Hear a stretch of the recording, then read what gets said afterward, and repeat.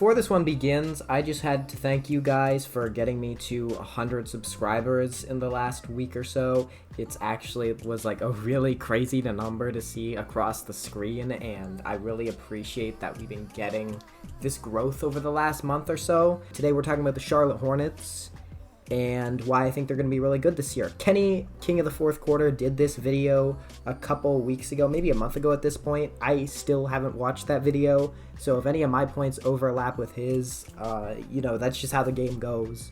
So yeah, let's get into it. So I think there are a couple reasons to like the Charlotte Hornets this year. And when I say like the Charlotte Hornets, I mean that I think the Charlotte Hornets can get to the playoffs this year. I think they can be an 8th seed in the Eastern Conference this year. And I believe that for a couple of reasons. First of all, the obvious one is health. Not only do they have LaMelo Ball coming back healthy, they're going to get a full season of Mark Williams. Obviously, LaMelo Ball is the big one. If he cannot have a shitload of ankle injuries again, then he's one of the best ringleaders in the NBA in theory, as long as he can sort of get his haywire, maddening style under control a little bit, which he was gradually able to do over the course of his career. He's an amazing volume shooter, and he's an amazing playmaker. He doesn't really defend at a high rate, obviously, but he's a 6'8" point guard, and this team desperately needs someone to sort of manage all of the offensive weapons they have on the team. So obviously having a apex ball handler next season for more than like 35 games is going to be really helpful for them. It's going to define Brandon Miller's role more. It's going to allow Miles Bridges to be more active in the offense, in the pick and roll, off lobs, in transition. Having LaMelo back is just going to open up so much on offense that they didn't have last season, and I think it's going to drastically improve them on that end. Second of all, they've got Mark Williams back, and having Mark Williams means that they actually have something of a defensive anchor. I think Mark Williams is one of the best young centers in the NBA. I think Mark Williams has a lot of mobility to his game. He's someone who's very fluid for a 7-footer, and he's also really athletic and very long and a very good shot blocker. He rebounds at a high rate. He does all the traditional big man stuff, and he's also very fluid, and he's got some nimbleness to his game. He's got some nimbleness, which I think is quite unique for a 7-footer in his archetype. So I think Mark Williams is one of the more interesting young centers in the NBA. I have no idea if he has a jump shot. If he were to develop one, he does sort of give me the vibes of a player who could have an effective jump shot later in his career. But like theoretically, I guess that could be an option for them. But the second big reason that I think this team's going to be awesome this year is the bottom of the East is kind of really stinky. A lot of teams near the bottom of the East will be trying to bottom out this year. I don't think Toronto has a lot of incentive to win. I still think they're in a bit of a no man's land position. Chicago's going to be taking a step back. Atlanta is going to have to compete, but I think depending on Jimmy Butler's ability, Miami could also be in a bit of a swing state. I think they could definitely be competing with Miami in terms of record, although I don't know if I would bet on them having more wins than the Heat. And then everyone below them, Brooklyn, Washington, etc., Detroit even, like those teams are not going to be competing for the 8th seed.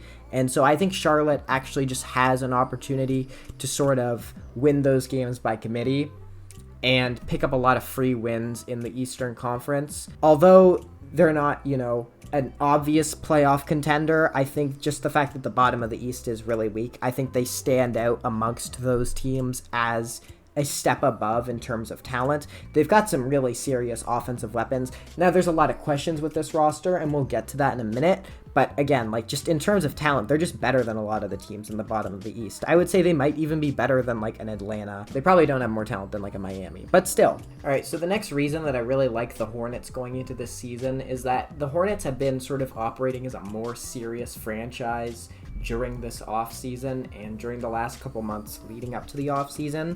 I think one of the most interesting things that the Hornets have been doing is they've been trimming away young players that haven't really served them very well to this point. JT Thor's not on the roster anymore. Kai Jones and James Bouknight are gone. Like they've sort of sheared away a lot of young players who weren't really serving them. Amari Bailey's another one who comes to mind. Just guys that they didn't really trust. And whether or not those decisions are objectively good, it just sort of demonstrates that this franchise is a little bit more serious than it was when it was collecting these players who are basically mystery boxes. Like, they didn't really know what JT Thor was going to become when they drafted him. Those guys could still be really good. I think for the sake of this team progressing next year, though, they should probably be investing more resources into their already proven young guys. They've got some serious vets on this team. I like Grant Williams. I don't hate Vasily Micic either. And I think if they really want this team to succeed next year and make a playoff push, I think cutting some of those young guys was necessary, and sort of thinning out the roster is sort of a smart and forward-thinking move by them, which I really like. The next big reason for optimism for this team would be Brandon Miller, which I think is obvious. But Brandon Miller, he's a guy that when you watch his game, he's got such defined spots on the court where he likes to get to. He loves to get to the nail. He loves to get to around that mid-range area.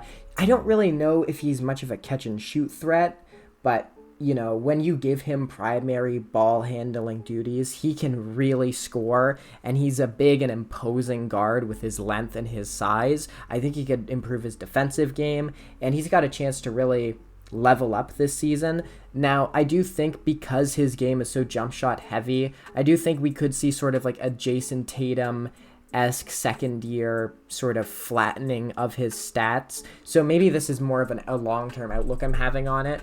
Again, like, if Brandon Miller pops, then I think that could be really good for them. And I don't even think he needs to. I think he could basically maintain his production last year and improve around the margins, and I think he'd still be very valuable for them because he's already pretty good. They've also got a new coach. They've got Charles Lee in their system, and I think that's a really interesting move for them because Charles Lee was obviously one of the most coveted coaches on the market. He's never been a full-time head coach, but so many teams were rumored to be interested in him. So there's got to be something to that. There's got to be something to so many teams being interested in Charles Lee. I think he comes from the Brad Stevens coaching tree as well, which means he definitely has some sort of identity as a coach. So I think that's got the potential to be a really good move for them.